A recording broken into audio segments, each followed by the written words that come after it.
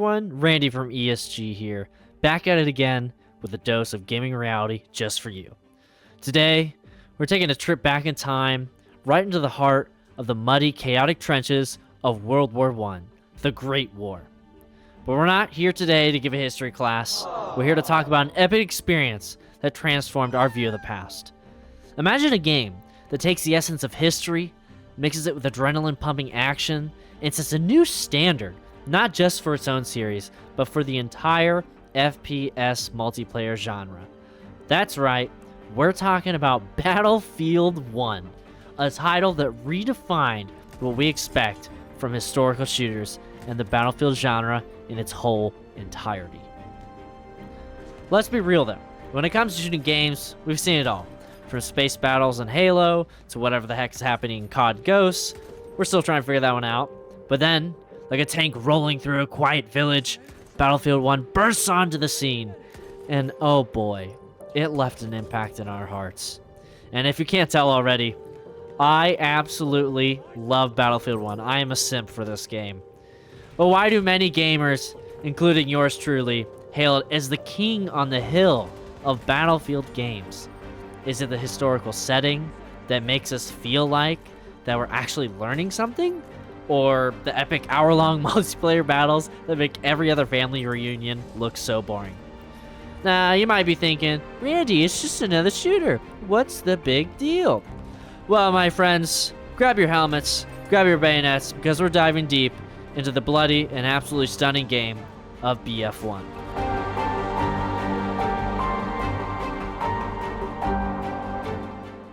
Alright, so let's zero in on Battlefield 1 and its unique World War I setting. This isn't just a war game backdrop, it's a full-fledged dive into history. First off, the weapons lineup is fantastic. You got everything from bolt-action rifles like a Wear 98 that make you feel like a proper old-school sniper, to machine guns like the classic Lewis gun. And the game takes on mustard gas too. It's more than a hazard. It's a strategic challenge that makes you weigh up vision against protection. A real-life dilemma for soldiers back then. But for reference, when you put on a gas mask in the game, it makes it so you can't aim down sights. However, you're alive. So, yeah, you gotta pick which one you want. But now, the vehicles. The vehicles are wonderfully awesome in this game. You have the Mark V tank, or Mark V tank, that lumbers across the field of battle with a presence that's both menacing and awe-inspiring. In the air, you have a biplane that isn't just for show. It offers a glimpse of the raw, frantic dogfights of the era, or you're dropping bombs onto the enemy. And each vehicle isn't just about the mobility and getting across the battlefield. It offers an experience into a slice of history firsthand.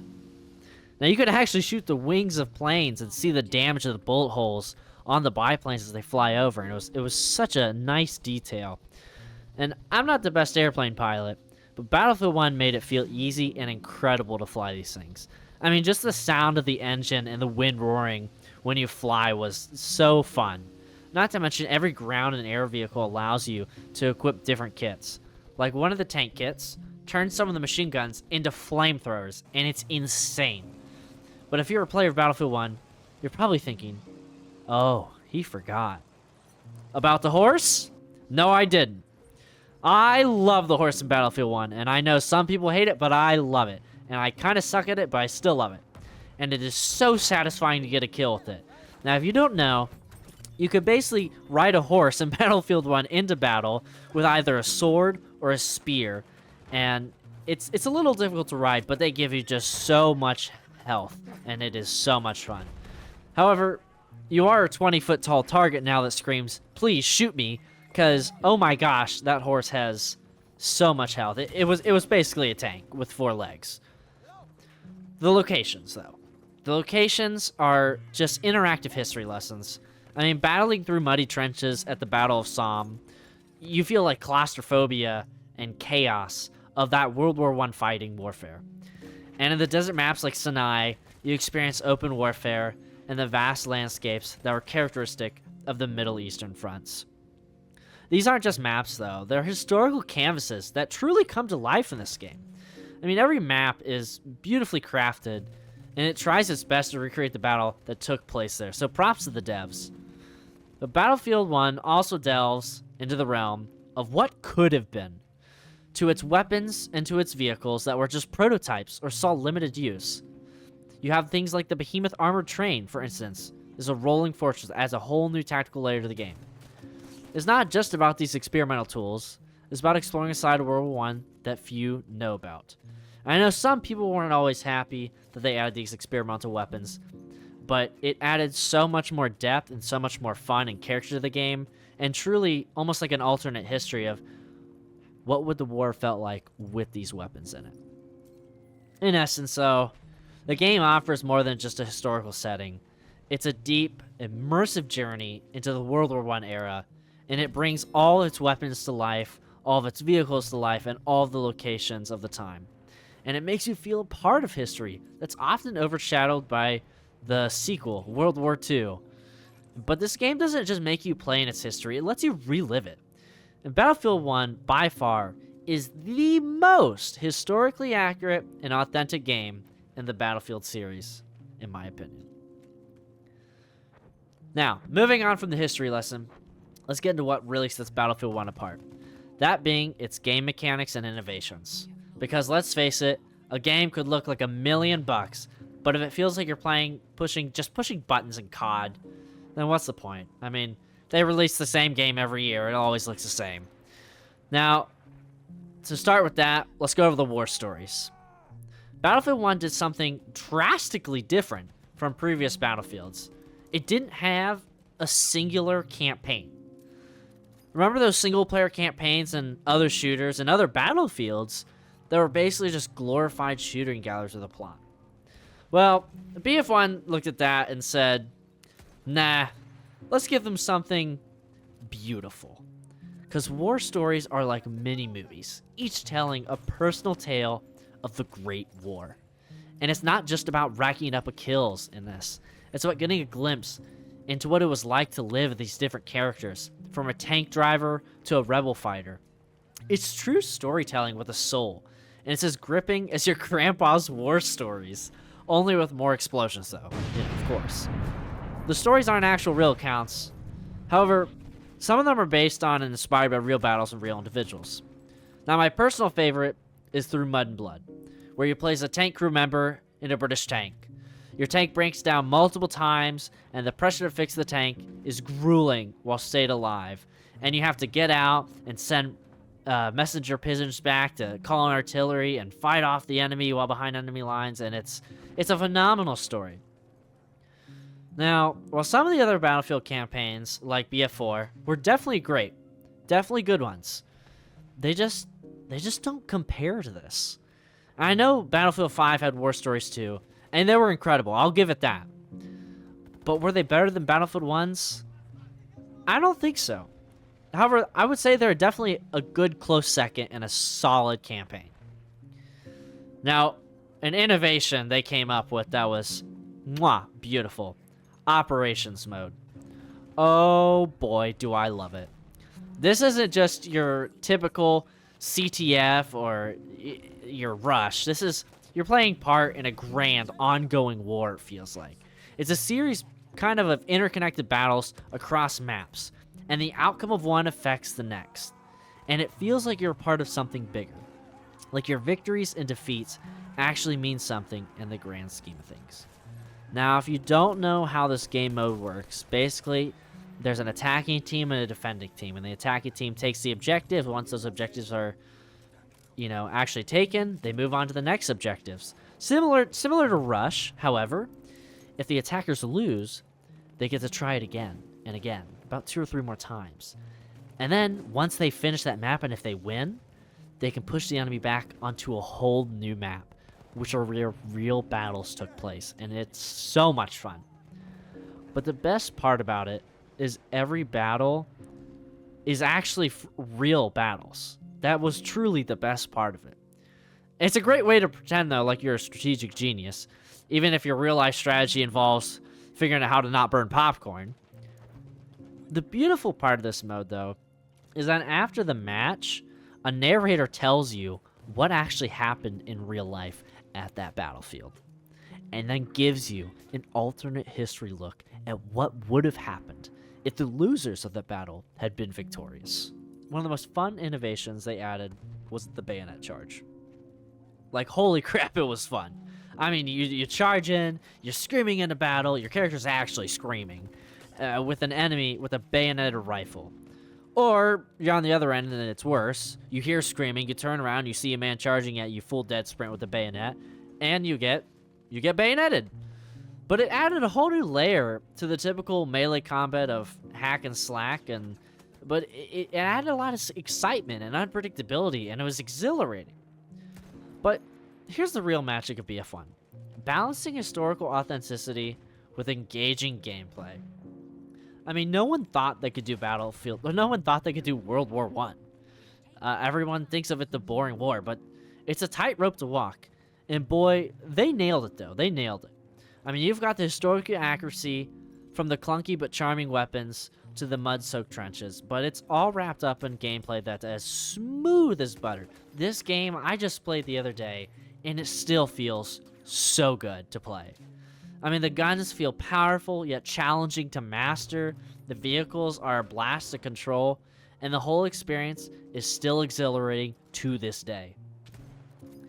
Now, it feels like the developers took history, added adrenaline, a sprinkle of Hollywood and cinematography, and turned it into a game that doesn't just educate you, but it makes you feel the thrill, the fear, and the triumph of the Great War. In short, Battlefield 1 takes the innovation cake, and it eats it too. It's not just about shooting enemies, it's about experiencing the slice of history, the heart-pounding excitement, and the emotional depth that comes with it. However, let's be honest, who wouldn't want to experience history like that? If only actual history class was this engaging, maybe a lot of us would have paid a lot more attention. Now, my favorite part. You first jump into Battlefield 1. The first thing it hits you is the game's stunning visuals and music. You're not just playing in a World War I setting, you're living in it. The detail is beautifully incredible. You've got the muddy trenches of the St. Quentin Scar, where every footstep feels heavy, every explosion leaves a mark. The play of light through smoke and trees isn't just pretty, it's downright cinematic. The Battlefield games as a whole excel in their sound design, but Battlefield 1 took a step up. Even the cartridges that were coming out of your rifle hitting the ground, they change sound depending on the surface, whether that's concrete or water or mud. But let's talk about the sound specifically even more. If you've not been in a firefight in the Argonne Forest, well, Battlefield 1 gives you the chance. I mean, you've got cracks of rifles, of whizzing bullets past your head, the distant booms of artillery. It's a 360-degree soundstage that is unnervingly real. Each weapon has its own unique sound profile. Just the chug of the machine guns and the sharp report of a sniper rifle is truly an orchestra of warfare, and you've got front row seats to it. In operations, for instance, when you charge onto the next objective, all your soldiers scream their war cry, and you hear whistles blow as you charge onto the next objective. Now, we can't ignore the soundtrack. This is no normal soundtrack. It's not just background music. It is an integral part of the experience. As you charge into battle, music swells, adding a layer of urgency and drama to every encounter. In quieter moment, it recedes back, allowing the stark sounds of the battlefield to take center stage. I still listen to the soundtrack today because of how beautifully crafted it was.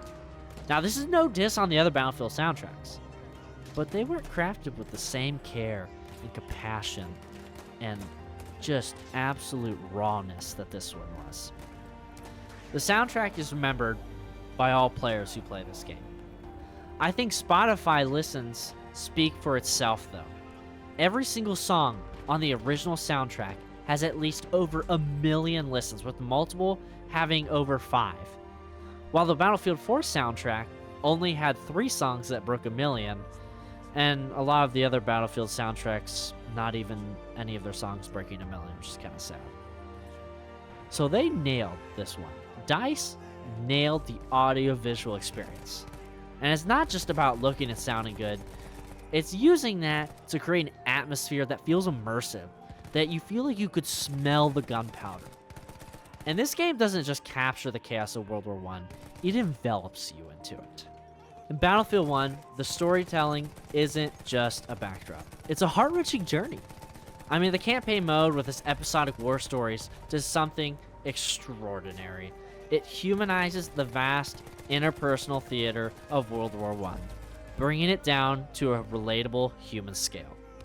I mean, each war story is a vignette, a snapshot of personal bravery, tragedy, and the complexities of war. And you're not just a nameless soldier. You're a tank crewman in the Battle of Cambrai, or a daredevil pilot, or a rebel fighter in the Arabian desert. These aren't just missions, they're narratives, each with their own characters, conflicts, and stakes to go against. Take, for instance, the story of the Australian runner in The Runner. I know, innovative name. It's not about racking up kills though in this. It's about the chaos of the Gallipoli landing, the futility, and the bravery and storytelling that grips you. And it makes you care about the characters, their struggles, and sometimes their sacrifices. These stories diverge though from a typical shooter narrative of go there and shoot this. They're thought-provoking, often poignant, and always deeply human. But the thing they capture most is they tell the horrors of war. Yes. But also its moments of humanity and heroism. It's a narrative approach that doesn't glorify war, but instead portrays it in its shades of gray, evoking a range of emotions from the player. Battlefield 1, thus, it stands apart in the realm of normal FPS shooters, and even the Battlefield games themselves. It's not just a game, it's a collection of human stories set against the backdrop of a global conflict, and in doing so, it captures the emotional complexity of that war. Something rarely seen in this genre at this detailed level. Now, what is Battlefield known for? It's multiplayer. And that's what we're going to talk about. Now, Battlefield 1 doesn't have 128 player matches. It has a typical 64. But I can tell you right now, I don't care. I love it. You've got modes like Frontlines and Operations, along with the impactful use of vehicles and reinforcements that create a distinctive, intense Battlefield experience. Now let's talk about probably my favorite game mode, Frontlines. It's a gripping mix of attack and defense, a constant back and forth that can lead to some marathon battles.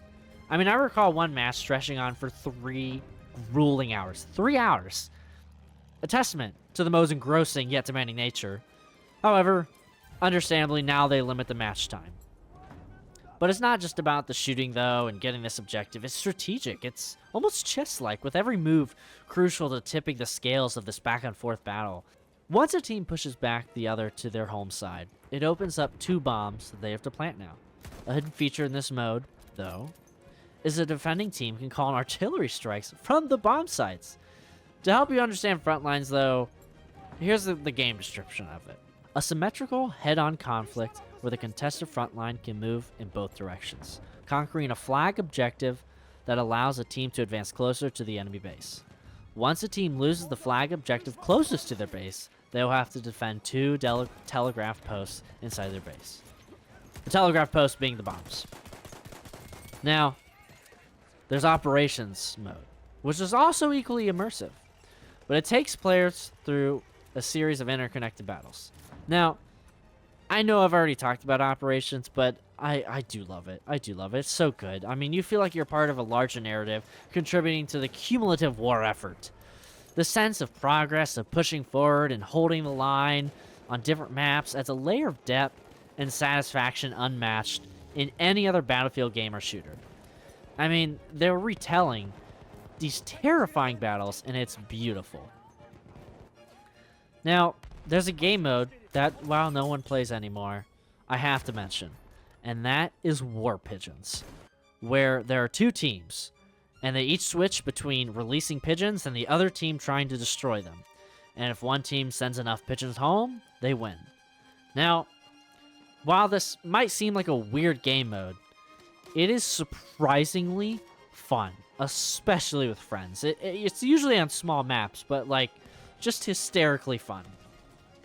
Now, this game still had conquest, but it wasn't the crowning jewel game mode of the game. Not saying it was bad by any means. It's great. It's always great, but there was nothing new to it. Now, in this multiplayer of Battlefield 1, I mean, the sheer weight of the vehicles, the tanks themselves, they don't just roll into the battlefield. I mean, they thunder in with fear and awe. Whether you're driving one or scrambling to take it down, their presence is truly game-changing. And it's not just the tanks, the horses too, with their speed and agility. They offer a unique combat experience that's both exhilarating and nerve-wracking. But the scary part about this game compared to other battlefields is the tanks can make or break a battle, and they instill fear into the enemy, with everyone trying to switch to assault class immediately and try and blow it up before they lose that objective. Now, something that was very unique in this game was a standout feature where you were able to call in reinforcements like a behemoth airship or the armored train or the dreadnought ship when playing operations after a failed attack as the attackers. Now, when one of these behemoths appears, it shifts the entire dynamic of the battlefield. As an attacker, there's a sense of might and power, but as a defender, it's a thrilling and fearing challenge to overcome. However, the satisfaction bringing down one of these juggernauts is so immense. I mean, it's truly a David versus Goliath moment that stays with you. In essence, Battlefield 1's multiplayer captures the chaos and the intensity of World War I. It's not just about being a good shot, it's about how you adapt to the ever-changing battlefield, to the buildings collapsing, and you have to now use different cover. But also with how you work with your team and your squad, and how you handle the weighty, powerful tools of the war at your disposal. It's a multiplayer experience that's as daunting as it is rewarding. Alright, it's time. It's time to line them up. Line up Battlefield 1 directly with his brethren to see how it stands out in this family photo. So we'll start off with a not so great one. Battlefield Hardline. It was like an odd cousin in the mix, kind of swapping military warfare for cops and robbers style action. Was it fun? Yes, most definitely. But it felt like a detour from the Battlefield DNA that captures every game, and I think its sales kind of represented that too. Now, the fan favorite brother, Battlefield 4. And oh boy, does Battlefield 4 set the bar high within modern warfare and destruction mechanics. But I think Battlefield 1 here shines above it. It took what Battlefield 4 did. It took that formula, and it pumped it full of the World War I steroids, and it cranked it up 10 notches. I mean, you're leaping from skyscrapers in Battlefield 4, and it's so much fun. But in Battlefield 1, it's completely war-torn landscapes with every building and every hut being collapsible or can be exploded, and there's bunkers and trenches. And it was more just the change in time periods. It was honestly an evolution to see the core experience change from Battlefield 4 to Battlefield 1. Unfortunately, in Battlefield 1, while it had great mechanics and destruction, it didn't feel like you were always in a war-torn battle. Where Battlefield 1, you feel that way. Every building is almost collapsible. And the destruction mechanics themselves are gorgeous. Now, Battlefield 5. The story changes here. It attempted to capture the same historical magic from World War II. But it stumbled out of the gates. It was super buggy, super unfinished, and for some reason it lacked the soul that its predecessor had, Battlefield 1. It's like they had the right ingredients, but couldn't quite recreate the recipe for the same dish. It had great war stories though, but its multiplayer suffered hard due to the bugs and the loss of that soul. Now, let's talk about the most recent one though, Battlefield 2042. It tried to leap forward, but it ended up missing a lot of the key elements that Battlefield 1 got right. Story? Gone. Instead, we got more unpersonal, less grounded experiences. And just like Battlefield 5, it came out the gate super buggy and lacking features. I mean, it was even worse than Battlefield 5's launch. Now, as of now, 2042 is finally finding its feet, but the lack of any narrative backbone, something that BF1 excelled in with its war stories, it just leaves such a gap in this game. And I know Battlefield isn't necessarily known for its campaigns, but Battlefield 4 kind of started a trend, and Battlefield 1 set a standard. And the multiplayer modes, they're just not immersive. I mean, there's only 3 or 4 modes too, and they cut out a lot of features. Like, there was no scoreboard at launch. Like, what? How do you have a Battlefield game without a scoreboard? I genuinely don't understand why they made some of the decisions they did. But nonetheless, what really set Battlefield 1 apart was its ability to retell and reimagine these real battles. That's what really made this game special. It was a homage to history. I mean, wrapping and packing thrilling gameplay and stunning visuals into one beautiful package. It truly made you feel like a soldier in every battle, and that your actions directly had an impact. It respected the past while delivering an exhilarating present. So in total, Battlefield 4 was great. Battlefield 1 was its true successor though, elevating every aspect: storytelling, gameplay, immersion, and setting it against the poignant backdrop of World War I. It's a tough act to follow though, but it proved though sometimes looking back can be the best way to move forward. So, to round this up, after marching through the trenches of Battlefield 1, what have we uncovered? This game isn't just another title on the long-standing Battlefield series. It's a standing out. It's a beacon in the fog of war-themed shooters. And we've seen the bold leap into the less trodden paths of World War I. A move that brought fresh air to a genre often stuck in modern-day or futuristic settings. I mean, the historical setting was more than just a backdrop. It was truly the soul of the game, giving us such a visceral and immersive dive into a world both brutal and beautiful. I can't not forget to mention the war stories. I know I've talked about it so much, but they are truly, truly so good. And they made BF1 more than just battles, but a collection of human experiences. And the multiplayer modes presented a daunting presence of behemoth vehicles, which elevated the typical 64 battle experience that made it so epic and so memorable. Now, did the game have flaws? Of course. What game doesn't? Like no helicopters. Yes, I'm aware. Helicopters were not a thing in World War I. But I love helicopters, okay? I'm a simp for them. However, Battlefield 1 managed to strike a delicate balance between authenticity, its gameplay, and storytelling. A feat that its predecessors and its successors, 2042, have struggled with to varying degrees. In conclusion, Battlefield 1 stands tall in the Battlefield series because it dared to be different.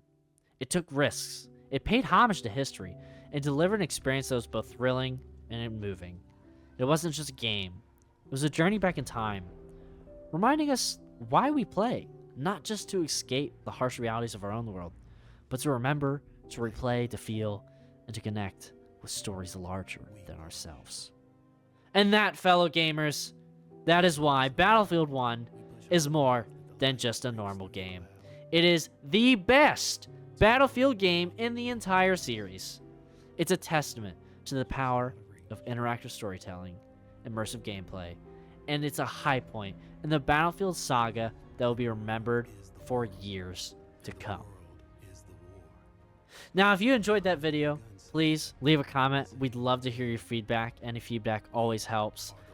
Please leave a like, subscribe if you want. We'd love to have you here. We've got a Discord channel in the description, which you can go and join and keep up to date with us and ask us any questions you want. And we're currently still developing our game. I'm going to be making that devlog. It's going to be coming out. If you watch my videos, I've been saying it's coming out. It's going to be coming out in the next couple months. I promise, hopefully. But otherwise take care, everyone. We'll see you in the next one. Tell us what you want to see next. Peace.